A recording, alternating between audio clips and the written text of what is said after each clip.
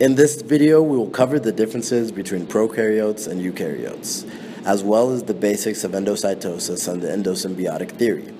Biologists have grouped cells into two main types, prokaryotes and eukaryotes. Prokaryotes were the only form of life on Earth for millions of years before eukaryotic cells evolved.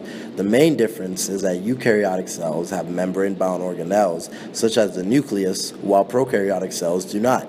There are also many differences in terms of cellular structure that we will now go over. As aforementioned, eukaryotic cells have a nucleus, while prokaryotic cells do not. Eukaryotic cells have multiple chromosomes, while prokaryotic cells do not. Eukaryotic cells are generally multicellular, while prokaryotic cells are usually unicellular, though some cyanobacteria may be multicellular. A big difference is that eukaryotes have a membrane around the nucleus, while prokaryotes do not, and instead have their DNA in the cytoplasm. Eukaryotic cells also have endoplasmic reticulum, Golgi apparatus, mitochondria, and chloroplasts. Eukaryotic cells can be found in animals and plants, while prokaryotic cells are found in bacteria and archaea.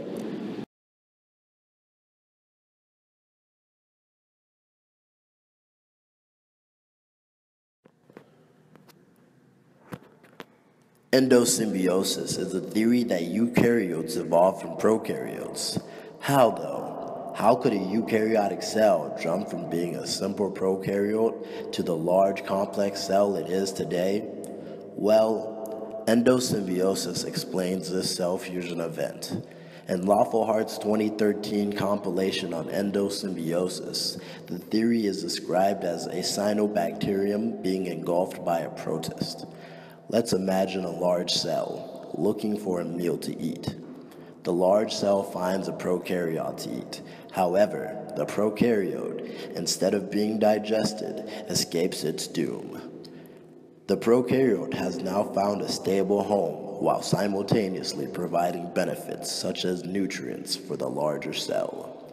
In a Nature journal review of this molecular mechanism and physiological functions of endocytosis, endocytosis is described as an essential to neurotransmission and regulation of many cell activities.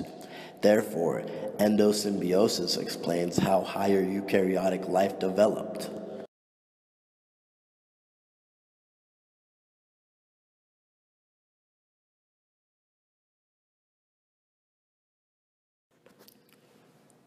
Finally, we will talk about one particular important function of cells.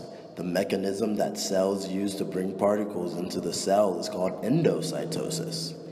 Endocytosis is the active transport of particles into the cell. So here's our cell and particle. The cell begins to form a vacuole around the particle as it approaches.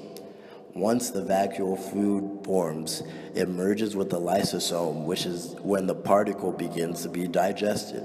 As you can see, this is broken down into 5 main steps, making it easier to remember.